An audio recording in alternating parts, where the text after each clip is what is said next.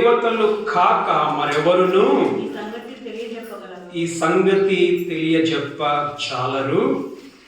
దేవతల నివాసములు శరీరాల మధ్య ఉండదు కదా.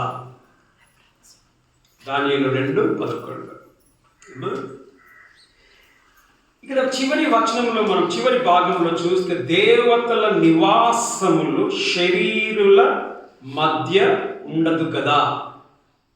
మరి క్రిస్మస్ ఏంటిదండి? క్రిస్మస్ ఏంటిది? క్రిస్మస్ ఏంటిది? దేవుడు శరీరధారి అయినది క్రిస్మస్. కనుక మనం చూస్తూ ఉన్నాం, దేవతల నివాసములు శరీరం మధ్య ఉండదు కదా. ఇది ఎప్పుడు జరిగింది అని అంటే, నెబుకద్నెజరు రాజు బబులోనులో ఈ యూదా వారిని చెరగా తీసుకుని వెళ్ళిన తర్వాత ఈ రాజుకి కల వచ్చింది. ఆ కలలో కలవరపడ్డాడు. కొన్నిసార్లు మనం కలలో స్నానం చేద్దామా, కొందరికి నిద్ర పట్టదు. ఏంద్రా ఈ కళ అర్థం? గుర్తుంటే నీకు నిద్ర పట్టదు. ఇక్కడ రాజుది ప్రాబ్లం ఏంటో తెలుసామా? కళను మర్చిపోయాడు. కళను మర్చిపోయి ఇప్పుడు ఆయనకి కళ కావాలి, కళ యొక్క అర్థం కూడా ఆయనకి కావలసినప్పుడు ఏం చేశాడనంటే ఆ రాజ్యంలో ఉన్న జ్ఞానులను పిలిచాడు. చదవండి 2వ వచనం. 2వ వచనం. రాజు తాను కనిన కలలను తనకు తెలియజెప్పుటకై శకునగాండ్రను ఎవరిని పిలిచినడమా? కలను దాని అర్థమును చెప్పడానికి ఎవరిని పిలిచినడమా? శకునగాండ్రను. శకునం చూస్తారు కదా, శకునగాండ్రను. గారడి విద్య అంటే ఏంటమ్మా? కరాటే కాదు. గారడి విద్య అని అంటే వాళ్ళు మంత్రజాలం, ఇంద్రజాలం. మంత్రము కంటే అది ఇది శక్తులను వాళ్ళు పిలుస్తారు. శక్తులను వాళ్ళు అంటారు కదా, బ్లాక్ మ్యాజిక్ లాగా శక్తులను వాళ్ళు కంట్రోల్ చేస్తారు. కొన్ని సందర్భాల్లో దయ్యం పట్ల వాళ్ళు పోతా ఉంటారు కదా. గారడి విద్య అంటే వాళ్ళకి తెలివి ఎక్కువ. శక్తులను వాళ్ళు ఏం చేస్తారు? కంట్రోల్ చేసుకోనికి వాళ్ళు చూస్తూ ఉంటారు. గారడి విద్యలు కానీ మంత్రాలు చేసేవారిని మనం చూస్తూ ఉంటాం. మంత్రాలు వారికి ఒక తెలివి ఉంటుంది, జ్ఞానం ఉంటుంది. మంత్రగాళ్ళను కల్దీయులు వాళ్ళు కూడా జ్ఞానులే. ఆ బబులోను దేశంలో ఉన్న జ్ఞానులను వాళ్ళు పిలిచాడు. పిలువనంపుడని వాళ్ళందరినీ పిలిచాడు. పిలిచి వాళ్ళకి ఏం చెప్పాడు? నాకు కళ వచ్చింది, మీరేం చేయాలి? నా కళ ఏంటిదో మీరు చెప్పాలా. ఒకటి. రెండోది, మీరేం చేయాలి? నా కళ అర్థాన్ని కూడా మీరు చెప్పాలి. చెప్పకపోతే మిమ్మల్ని నేను చంపేస్తాను. అంత కలవరపడ్డాడు రాజు. చెప్తే మిమ్మల్ని ఏం చేస్తాను? నేను మీకు ఐశ్వర్యం ఇచ్చి మిమ్మల్ని నేను గొప్ప చేస్తాను అని చెప్పినప్పుడు ఇప్పుడు వీళ్ళందరినీ చంపేస్తాడు రాజు. చెప్పకపోతే చెప్పనికైద్దాండి. 2 చెప్పాలి. ఏం చెప్పాలమ్మా? ఇప్పుడు వాళ్ళు ఏమంటున్నారు? రాజా, నువ్వు కళ చెప్పు, కళ అర్థం చెప్తామనంటే నా కళ మర్చిపోయినాను నేను. కాబట్టి ఇప్పుడు నాకు 2 కావాలి. ఏం కావాలా? కళ కావాలి, కళ భావము కూడా నాకు కావాలి. ఇక వాళ్ళకి భయం అయిపోయి వాళ్ళు ఏమంటున్నారంటే ఇది అసాధ్యమైనది. 11వ వచనం అంటున్నారు, రాజు విచారించిన సంగతి బహు అసాధారణమైనది. ఇది సాధారణం కాదు. ఎవరికి అడగరు. నువ్వు ఇది అడుగుతున్నది అసాధారణమైనది. ఇది ఎవరు చెప్పగలరు? దేవుడు తప్ప మరి ఎవరు దీన్ని చెప్పలేరు. ఇప్పుడు వీళ్ళని పిలిచింది ఎందుకండి? వీళ్ళు జ్ఞానులు అని, తెలివి గలవారని వీళ్ళని పిలిచినప్పుడు వీళ్ళమంటున్నారు, అయ్యా మాతో కాదు, ఇది దేవునితో మాత్రమే సాధ్యము, కానీ దేవుడు కూడా చెప్పలేడు. కారణం ఏంటిదిమా? కారణం ఏంటి? దేవుడు ఎందుకు చెప్పలేడంటే కింద అంటున్నాడు, దేవుడు శరీర మధ్య నివసింపడు. అయితే వీళ్ళ ఆలోచన కరెక్టే. ఏం ఆలోచన కరెక్ట్? దేవుడు కిందికి వస్తాడా? దేవుడు మనతో పాటు ఉంటాడా? దేవుణ్ణి ఎవరు చూడాల. వీళ్ళు చెప్పింది కరెక్టే. అయితే వీళ్ళు యేసు ప్రభువుని పూజించే వాళ్ళు కాదు. వీళ్ళ దేవుళ్ళు వీళ్ళకు ఉన్నారు. అకు అనే ఒక దేవుడు, బెల్ అనే దేవుడు, వీళ్ళకి ఎన్నో దేవుళ్ళు వీళ్ళకు ఉన్నారు. కాబట్టి సాధారణంగా మనము ఆలోచించేది ఏంటిదంటే మనకు తెలిసింది ఏంటిది, దేవుడు మనుషులతో నివాసము చేయడు. కాబట్టి ఇది చెప్పడము అసాధ్యం. మొదటిది మనం యేసు ప్రభువులో మనం చూస్తే ఇక్కడ మనం చూస్తున్నాం నివాసములు, దేవతల నివాసములు శరీర మధ్య ఉండదు కదా. నివాసము అని అంటే దేవుడు ఎక్కడ నివాసం ఉండేదండి? హృదయంలో ఉంటాడు. దేవుడు ఎక్కడ ఉండేది? ఆకాశములో. ఆయన ఆకాశములో ఉన్నాడు. అంటే అందని ఎత్తులో దేవుడు ఉన్నాడు. బైబిల్లో మనం చూస్తాం ఎన్ని ఆకాశాలు ఉన్నాయి? 3 ఆకాశములు. కనిపించే ఒక ఆకాశం, అక్కడ పక్షులు తిరుగుతూ ఉంటాయి. ఇంకో ఆకాశం, అక్కడ ఏముంది? సూర్య చంద్ర నక్షత్రాలు, అది ఇంకో ఆకాశం. 3వ ఆకాశము దేవుడు ఉండేది పరలోకం. మనము ఈ 2వ ఆకాశంలోనికి ఇంకా సరిగ్గా మనము పోలా. అఫ్కోర్స్ చంద్రుడి మీదకి పోయారు, కానీ దేవుడు చాలా దూరములో ఉన్న వాడిగా ఉండి ఉంటున్నాడు. ఆకాశంలో ఉండి ఉంటున్నాడు. చదవండి మా 18వ వచనం. ఇప్పుడు దానియేలుకు తెలిసింది ఏమని? అందరు జ్ఞానులను దేవుడు రాజు చంపేస్తాడని. రాజు పర్మిషన్ అడిగాడు ఏమని? నేను నీ కలభావాన్ని చెప్తా, నాకు కొంచెం సమయం ఇవ్వమని. ఇప్పుడు చదవండి. తన స్నేహితులను బబులోనులో తక్కిన జ్ఞానులతో కూడా నశింపకుండునట్లు ఆ కల యొక్క మర్మ విషయంలో పరలోకమందున్న దేవుని వలన చాలండి. ఇక్కడ మనం చూస్తున్నాం దేవుని నివాసము మనుషుల మధ్య లేదు. మరి దేవుడు ఎక్కడున్నాడు? పరలోకములో ఉన్నాడు. పరలోకం ఎక్కడ ఉంది? ఎక్కడుందండి? నువ్వు బస్ ఎక్కిపోతే దొరుకుతుందా పరలోకము? పరలోకము నీకు అందనంత దూరంలో ఉంది. దేవుడు అందనంత దూరంలో ఉన్నవాడు. ఆయన ఎవరు చేరుకోలేరు. 19వ వచనం చదవండి. అంతటా రాత్రి యందు దర్శనం చేత ఆ మర్మము దానియేలునకు బయలుపరచబడిన కనుక దానియేలు పరలోకమందున్న దేవుని స్తుతించెను. పరలోకమందున్న దేవుణ్ణి, దేవుడు దూరములో ఉన్నవాడిగా ఉండి ఉంటున్నాడు. పరలోకము ఆయన నివాసము. 20వ వచనం. కావున ఆర్యోకు రాజునకు భావము తెలియజెప్పగల ఒక మనిషిని చెరపట్టబడిన యూదులలో నేను కనుగొంటినని రాజు సమ్ముఖమున మనవి చేసి దానియేలును త్వరగా రాజు సన్నిధికి తోడుకొని పోయెను.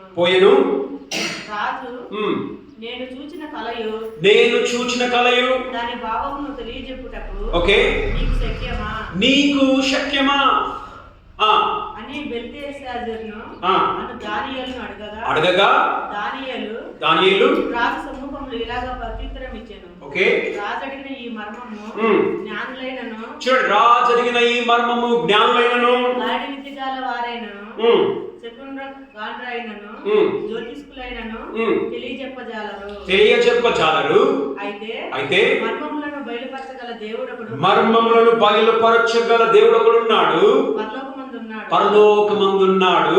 అంత్య దినముల యందు కలగబోవు దానిని ఆయన రాజుకు నెబుకద్నెజరునకు తెలియజేశాను. తాము పడక మీద పరుండగా తమరి మనసులో కలిగిన స్వప్న దర్శనం. 28 చదివారా? 28 చదువుతున్నాను. చదవండి. నేను 28 చెప్పాను. అయితే ఈ మర్మములను బయలుపరచగల దేవుడొకడు పరలోకమందున్నాడు. ఎక్కడున్నామా? దేవుడు పరలోకం. సో మొదటిగా మనం చూస్తున్నాం ఏంటంటే దేవుడు అందనంత దూరములో ఆయన నివాసము కలిగి ఉన్నవాడిగా ఉన్నాడు. కానీ మనం చూస్తే ఆయన ఆ దూరములో ఉన్న దేవుడు ఏమైందండి? దగ్గరికి వచ్చాడు, దగ్గరలోనికి వచ్చాడు.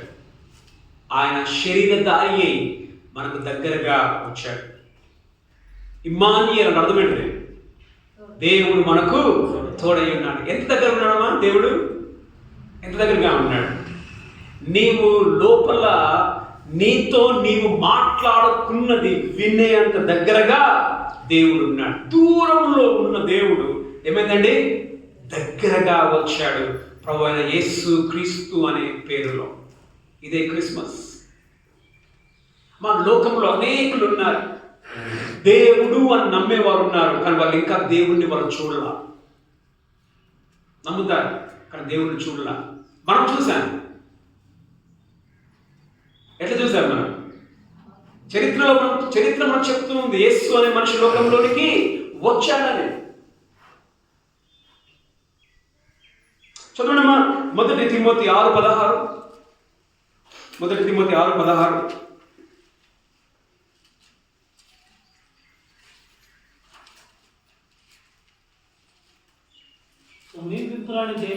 సమీపింపరాని తేజస్సులో ఆయన మాత్రమే వసించును. సమీపింపరాని తేజస్సులో దేవుడు ఎంతో దూరంలో ఉన్నాడు.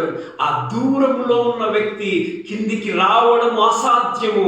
ఆయన రావడం అసాధ్యం అని అంటే కలను చెప్పడం కూడా కుదరదు.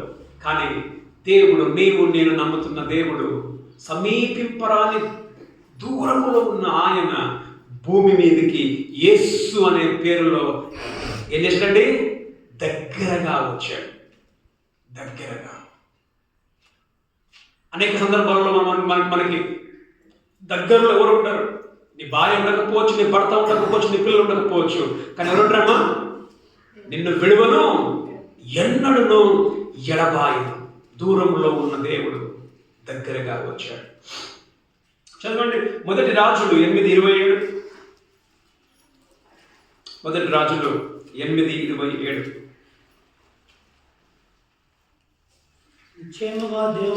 నిశ్చయముగా దేవుడు ఈ లోకమందు నివాసము చేయడు. ఏమందండి అక్కడ? నిశ్చయముగా దేవుడు ఈ లోకమందు నివాసము చేయడు. ఇక్కడ దానియేలు 2:11 ఏముంది? దేవతల నివాసములు శరీర మధ్యలో ఉండవు కదా. నిశ్చయముగా దేవుడు భూమి మీద నివాసము చేయడు. అమ్మా చదవండి. చేయడు. ఆకాశ మహాకాశములు సైతము, ఆకాశ మహాకాశములు సైతము అమ్మా దేవుడు ఆకాశ మహాకాశము కూడా పట్టచాలవు. ఆయన నిశ్చయముగా భూమి మీద ఆయన నివాసం చేయడు. కానీ ఆ దూరములో ఉన్న ఆ దేవుడు దగ్గరగా ప్రభువైన యేసు క్రీస్తు అనే నామములో వచ్చి ఉంటున్నాడు. మొదటి తీసే పనిలేదు కానీ 1 యోహాను 1:1 అంటాడు యోహాను, మేము దేనిని నిదానించి చూచితిమో, దేనిని మేము తాకితిమో. దేన్ని వాళ్ళు చూచారు? దేన్ని చూచారు? దేవుణ్ణి, శరీరధారి అయిన దేవుణ్ణి వాళ్ళు కళ్ళారా వాళ్ళు చూచారు. ఇప్పుడు మనం వింటా ఉంటాం కదా, సాయకులు మనం వింటా ఉంటాం. సాయకులు దేవుణ్ణి నమ్ముతారు, అల్లా అంటారు, కానీ వాళ్ళు చూచారా? చూడలా. వాళ్ళు చూడలా. మనం చూడలేని కాదు, మన చరిత్రలో ఉంది ఆయన భూమి మీదకి వచ్చాడు అని. ఎంత దగ్గరగా వచ్చాడంటే చదవండి యోహాను 3:13. యోహాను 3:13. మరియు పరలోకము నుండి దిగి వచ్చిన వాడే అనగా పరలోకములో ఉండు మనుష్య కుమారుడు పరలోకం నుండి దిగి వచ్చాడు. దూరంలో ఉన్న ఆయన దిగి వచ్చాడు, దగ్గరగా వచ్చాడు. ఏ విధంగా వచ్చాడంటే ఆయన మనకు నిచ్చెన అయ్యాడు. పరలోకాన్ని భూమికి దగ్గరగా తీసుకొని వచ్చాడు. యోహాను సువార్త 1:51. మరియు ఆయన మీరు ఆకాశము తెరవబడుటయు దేవుని దూతలు మనుష్య కుమారునికి పైగా ఎక్కబడుటయు, దేవుని దూతలు మనుష్య కుమారుని పైగా ఎక్కుటయును దిగుటయును చూతురని. ఎక్కడము దిగడం అంటే ఏంటిదమ్మా? నిచ్చెన మీద నుంచి ఎక్కడము దిగుతాం. మనుష్య కుమారుడు మనం ఎక్కలేని పరలోకానికి నిచ్చెన అయ్యాడు. ఏం చేశాడమ్మా? పరలోకానికి దగ్గరగా తీసుకొని వచ్చాడు మనల్ని. ఇక్కడ మొదటిగా మనం చూస్తూ ఉన్నాం క్రిస్మస్. దూరంలో ఉన్న దేవుడు ఏమైందండి? దగ్గరగా వచ్చాడు. మొదటిదిగా. రెండవది ఇక మనం చూస్తాము దేవతల నివాసములు శరీరాల మధ్య ఉండదు కదా. మధ్య ఉండదు కదా. మధ్య అంటే ఏంటిదండి?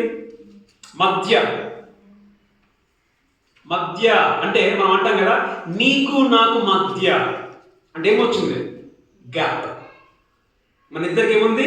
గ్యాప్ ఉంది. శరీరాల మధ్య నివసించడు కదా అని అంటే మనకి దేవునికి ఏముందండి మధ్యలో? సందు అంటారా?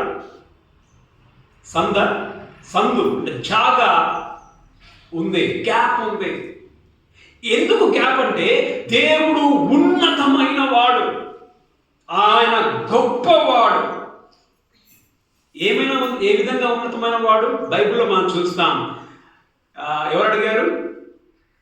మోషే అడిగాడు, నీ పేరేం పేరు? ఏమని చెప్పాడు? నేనే. I am that I am. నేనంటే నేను ఉన్నవాడను. అనువాడు అంటే ఏంటిది? ఆయన సృజింపబడినవాడు కాదు, ఆయన సమస్తమును సృజించిన వాడు. ఆయన సృష్టికి కర్త. ఆయన దేవుడు. అంత ఉన్నతమైన దేవుడు ఇంత తగ్గించుకొని భూమి మీదకి రాయనికైద్దా? ఒక మాట. ఇప్పుడు మనమే అనేక సార్లు గొప్ప పై నుంచి కింద కానికైతే ఎవరికైనా నీ పొజిషన్ పైకి ఉంది, నువ్వు కోట్ల ఖరీదు చేసే ఇల్లు వదిలి గుడిసెలో పోయి ఉంటావా? ఇంకేం చేస్తావు? కావాల్సిన ఇంకా దానికంటే ₹1,00,00,000 ఇంట్లోకి పోతావు, కానీ కిందికి మాత్రం మనం ఏంటిది? ఉన్నతమైన స్థితి నుంచి కిందికి రావడానికి ఎవరు ప్రయత్నం చేయరు. ఇంకా ఏం చేస్తారు? ఉన్నతం పోవడానికి ప్రయత్నం చేస్తారు, కానీ ఉన్నతము నుండి కిందికి రావడానికి ఎవరు ప్రయత్నము చేయరు. మనం చూస్తున్న దేవతల నివాసములు శరీరాల మధ్య అంటే గ్యాప్. దేవునికి మనకు గ్యాప్. ఈ గ్యాప్ పోదు. కారణం ఏంటంటే ఆయన ఉన్నతమైన వాడు కాబట్టి ఆయన తగ్గించుకొని కిందికి రావడానికి వీలు కాదు. ఆయన రానికి కాదు కాబట్టి కలను భావాన్ని కూడా చెప్పడానికి కాదు. చదవండి 20:22 ఇదే దానియేలు 2:20-22.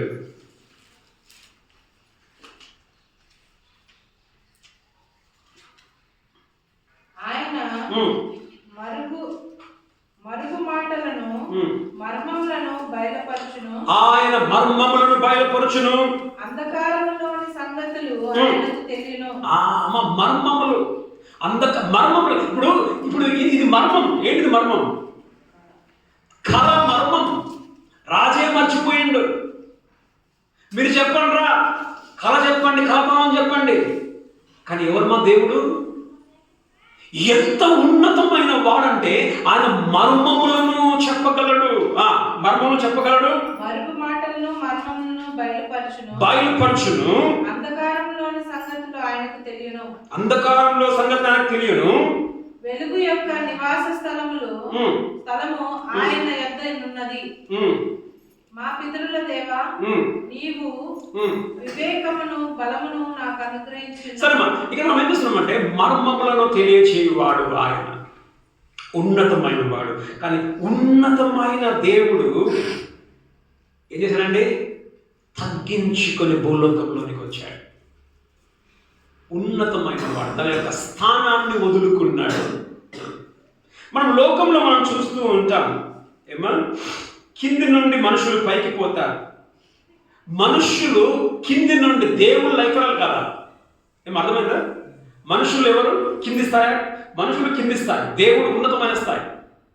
మనుషులుగా పిలువబడుతున్న వాళ్ళు దేవునిగా ఉన్నతమైన స్థాయిలోని చాలా మంది ఉన్నారు. దేవుడు మొన్ననే ఇక్కడ జరిగింది ఏదో జయంతి, దానికి చాలా మంది పెద్ద వాళ్ళు పోయారు.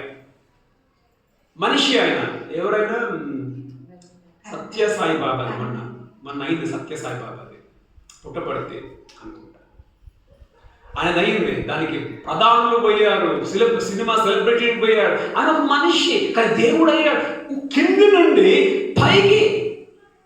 కానీ నీవు ఇక్కడ మధ్య అంటే గ్యాప్, కానీ ఆ గ్యాప్ను తీసేశాడు. పై నుంచి కిందికి దేవుడు వచ్చాడు, తగ్గించుకోదమా, దూరాన్ని తీసేశాడు.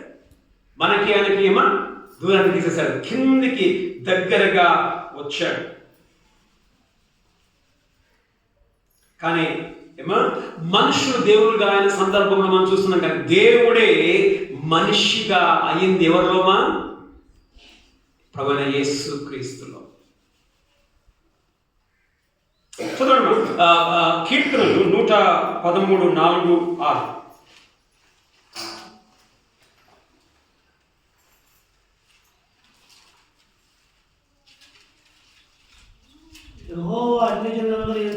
యెహోవా అన్యజనులందరి ఎదుట మహోన్నతుడు, ఉన్నతమైన వాడు.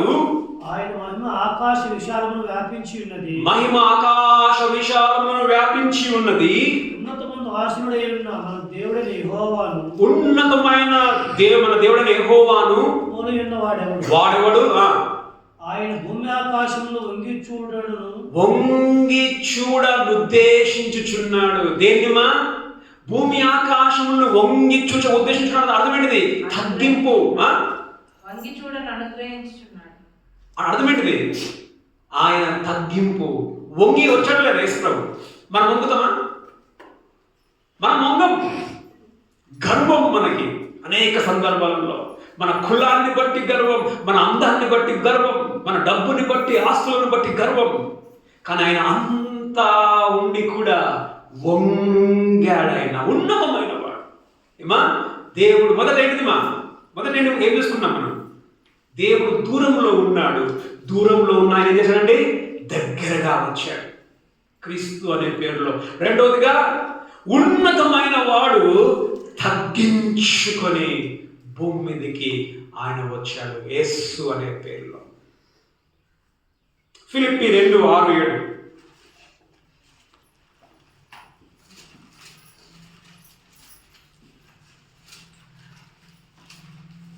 ఫిలిప్పీ 2:6-7. ఆయన దేవుని స్వరూపము కలిగిన వాడు, దేవుని స్వరూపము కలవాడయుండి, దేవుడయుండి దేవుడితో సమానంగా ఉండుట విడిచిపెట్టాడు. చూడమా, సమానముగా ఉండుట విడిచిపెట్టకూడని భాగ్యమని ఎంచుకోలేదు కానీ మనుషుల పోలికలో పోలికగా పుట్టి దాసుని స్వరూపమును ధరించి తన్ను తానే రిక్తునిగా తగ్గించుకున్నాడు. దేవుడై ఉన్నాడు. కానీ దేవుని స్థానాన్ని వదిలి, ఉన్నతమైన స్థానాన్ని ఆయన వదులుకొని తగ్గించుకొని భూలోకంలోనికి వచ్చింది ఏంటిదండి? క్రిస్మస్. దూరమైన దేవుడు దగ్గరగా వచ్చాడు, క్రిస్మస్. రెండవది, ఉన్నతమైన వాడు తగ్గించుకొని నీలాగా పుట్టాడు, అది క్రిస్మస్. హెబ్రీ 2:9.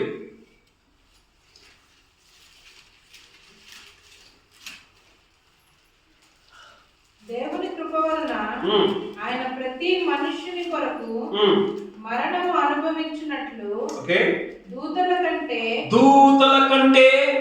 కొంచెము తక్కువ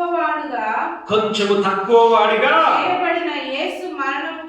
దూతల కంటే కొంచెము తక్కువగా, దూతల కంటే తక్కువగాడుగా అయ్యాడు. మనుష్యునిగా ఆయన అయినట్టుగా మనం చూస్తూ తగ్గించుకున్నాడు.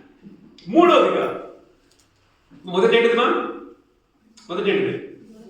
దూరంలో ఉన్న ఆయన దగ్గరగా వచ్చాడు. రెండవది, ఉన్నతమైన ఆయన తగ్గించుకున్నాడు నీ కొరకు, నా కొరకు. ఒకవేళ యేసు ప్రభు తగ్గించుకోకపోతే ఈరోజు ఇక్కడ మనం లేవు కదా. మూడవదిగా మనం చూస్తే ఇక్కడ దేవతల నివాసములు శరీరం మధ్యలో ఉండదు కదా అని అంటే ఆయన శరీరాన్ని దాల్చలేడు. ఆయన ఆత్మస్వరూపి. ఆయన ఆకారము వేరు, మన ఆకారంలోనికి ఆయన మారడు. ఆయన మనిషి అయితే తప్ప ఈ కలభావాన్ని నీకు చెప్పడానికి వీలు కాదు. మరి ఆయన మనిషి అవుతాడా? వాళ్ళ లెక్కలో మనిషి అవుతాడా? వాళ్ళ లెక్కలో ఆయన మనిషి కాడు. కానీ మనం చూస్తున్నాం, నీవు నేను నమ్మిన దేవుడు ఆయన దేవుడై ఉండే ఏమండి మనుషుల పోలికలో ఆయన పుట్టాడు.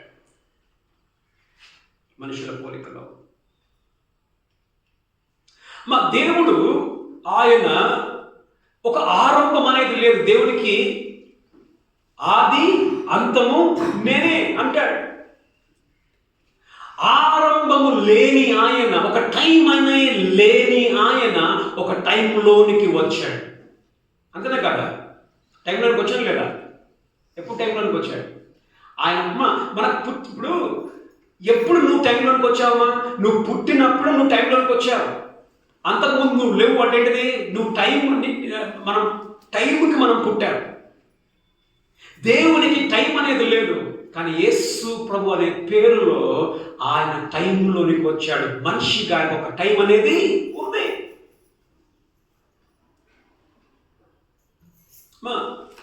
గమనిస్తేమా, ఆయన దేవుడి యొక్క సంపూర్ణత కలిగిన వాడుగా ఉండి కూడా ఆయన మనుష్యునిగా ఆయన భూలోకంలోనికి మనిషిగా పుట్టి ఉంటున్నాడు. చదవండి కొలస్సీ 2:9.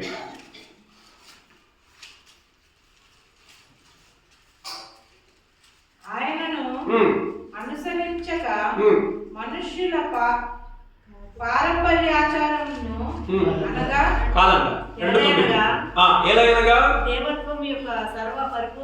దేవత్వం యొక్క సర్వ పరిపూర్ణత శరీరమందు క్రీస్తులో నివసించుచున్నాడు.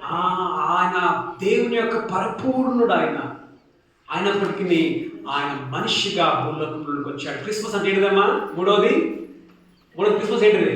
క్రిస్మస్ దేవుడు శరీరాన్ని ధరించినదే క్రిస్మస్. ఆయన మనుష్యుడి పోలికలో పుట్టినదే క్రిస్మస్. లోకంలో అనేకులు మనుషులు దేవులుగా పిలువబడుతున్న ఈ రోజులలో ఒకే ఒక్క దేవుడై ఉన్న వాడు మనుషునిగా పుట్టాడు. అది ప్రభువైన యేసు క్రీస్తు. యోహాను సువార్త 1:3 చదవండి. యోహాను సువార్త 1:1-3. కలిగి ఉన్నదేదియు ఆయన లేకుండా కలగలేదు. 1-3 యోహాను సువార్త 1. ఆదియందు వాక్యము ఉండెను, వాక్యము దేవుని దగ్గర ఉండెను, వాక్యమే దేవుడై ఉండెను, ఆయన దేవుని యొద్ద ఉండెను, సమస్తము ఆయన మూలకం కలిగెను. అయిపోయిందన్న 3 వచనం వరకు. కలిగి ఉన్నదేదియు ఆయన లేకుండా కలగలేదు. ఆయనే ఆది సంపూర్ణుడు. ఆయన లేకుండా ఏది కలగలేదు. ఆయన దేవుడు. 14వ వచనం దాంట్లో చదవండి. 14.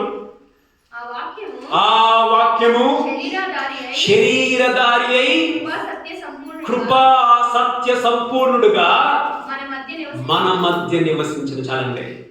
ఆ వాక్యం, ఆ దేవుడు ఏమైందండి? శరీరాన్ని దాల్చాడు. దేవతల నివాసములు శరీర మధ్యలో ఉండవు కదా. ఆయన శరీరుడయ్యాడు. ఆయన అది క్రిస్మస్.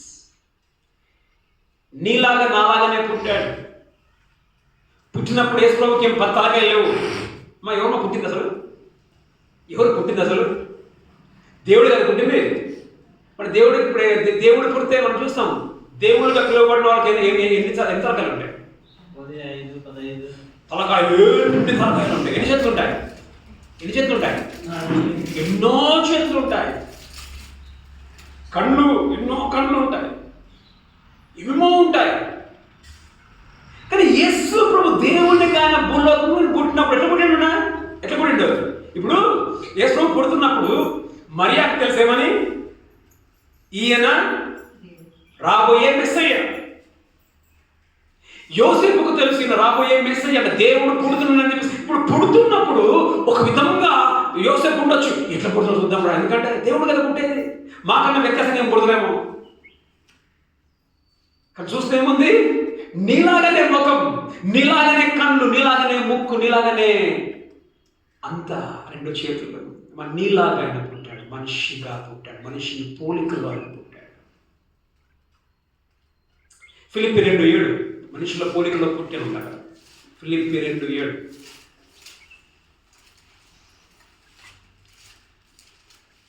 మనుషుల పోలికగా పుట్టి దాసుని స్వరూపమును ధరించుకొని మనుషుని పోలికగా పుట్టి. చివరిగా హెబ్రీ 2:14 చదువుకొని మనము ముగించుకుందాం. హెబ్రీ 2:14. కాబట్టి ఆ పిల్లలు రక్త మాంసములు గలవారైనందున ఆ ప్రకారమే మరణం యొక్క బలము గలవానిని అనగా అపవాదిని మరణము ద్వారా నశింపజేయుటకు జీవితకాలం అంతయు మరణ భయం చేత దాస్యమునకు లోబడిన వారిని విడిపించుటకును ఆయన కూడా రక్త మాంసంలోనికి వచ్చాడు. ఎందుకు?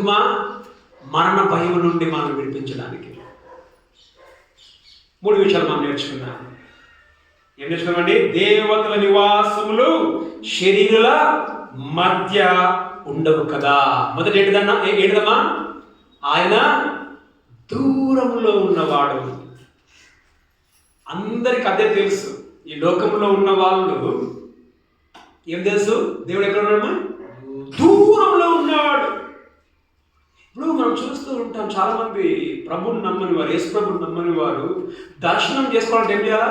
ప్రేమక దూరం పోవాలా?